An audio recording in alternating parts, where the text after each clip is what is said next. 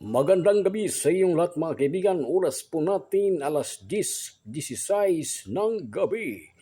Ngayon po ay araw ng linggo, araw ng pagkabuhay, araw ng panalangin. At ngayon po ay Abril Pizza 20 sa buwan 2025. Samantala, magandang gabi sa ating lahat mga kaibigan mula sa Luzon, Visayas at Mindanao at maging sa iba pang bansa sa Middle East, Europe at iba pang mga kasapi ng United Nations nationwide.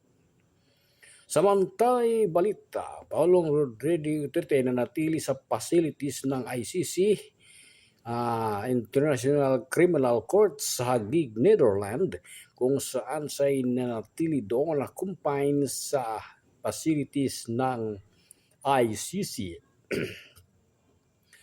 Hindi na may trubahalang, ngunit pinapalahal ng kanilang mga kasama sa PDP laban na sila ay patuloy na magkaisa upang ito'y manalo sa darating na eleksyon. At magkaisang bawat Pilipino sa naturang mga panawagang ito ng kanyang mga anak. Maging si Vice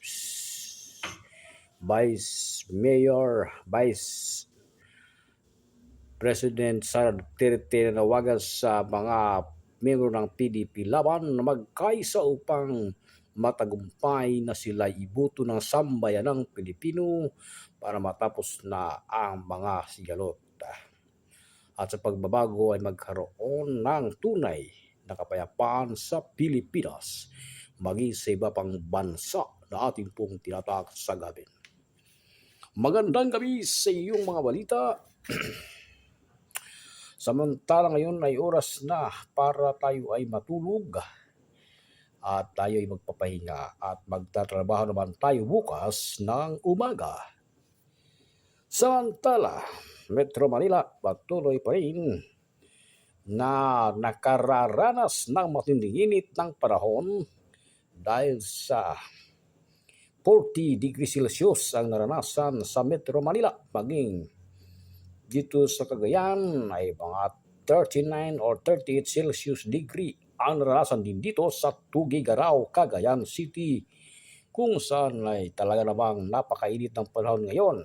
Kaya binabala ng mga publiko na magkaroon sila ng pag-inom ng tubig, maligo sa malamig na tubig para hindi magkaroon ng heat stroke o magkaroon ng pag-init ng katawan dahilan para sila ay mahilo.